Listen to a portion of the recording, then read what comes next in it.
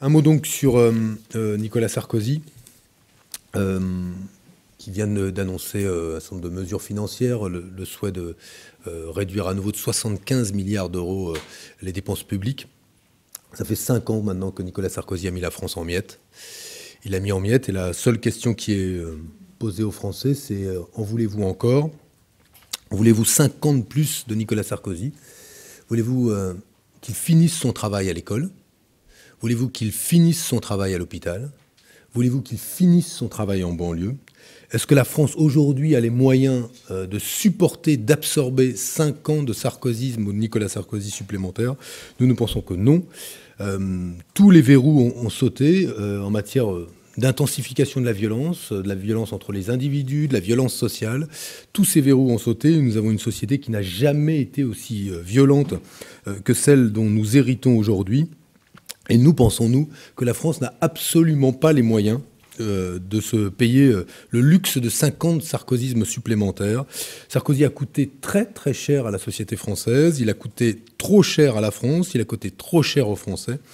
Et il est essentiel de dire que dès le premier tour de l'élection présidentielle, le seul vote qui permettra d'obtenir des changements qui sont des changements concrets, palpables, tangibles, qui modifieront la vie des Français et immédiatement après l'élection, dans les semaines, dans les mois qui suivront l'élection, c'est le vote pour François Hollande. D'abord parce que ce seront concrètement plus d'adultes dans les classes, plus de classes, la fin de l'hémorragie non seulement des personnels dans l'éducation nationale, mais surtout des suppressions de classes. Ce sera un impact direct sur le revenu disponible des Français à travers l'augmentation du SMIC, à travers la baisse des factures d'électricité, l'encadrement des loyers, l'encadrement des dépenses de santé, autant de mesures qui vont permettre de dégager du revenu disponible. Dès qu'on élira François Hollande, le revenu disponible, lui, augmentera. Et ça, c'est du concret, du tangible, du palpable.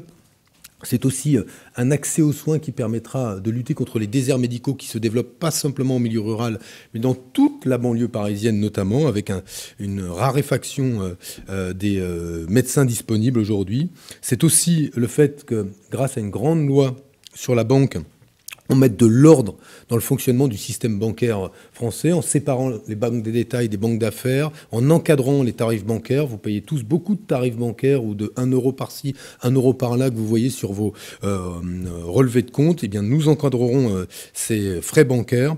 Comme nous voulons augmenter comme François Hollande augmentera l'allocation de rentrée scolaire, comme il créera 150 000 emplois d'avenir destinés aux quartiers pour redonner de la confiance, mettre le pied à l'étrier à bon nombre de jeunes qui aujourd'hui ne trouvent pas de place sur le marché du travail, comme il permettra dans les semaines qui suivent son élection à ce que tous ceux qui ont cotisé d'ores et déjà 40 à une unité et demie, donc ont suffisamment de cotisation, puissent partir à la retraite dès 60 ans, comme il annulera directement après son élection l'augmentation de la TVA qui va peser sur le pouvoir d'achat des ménages.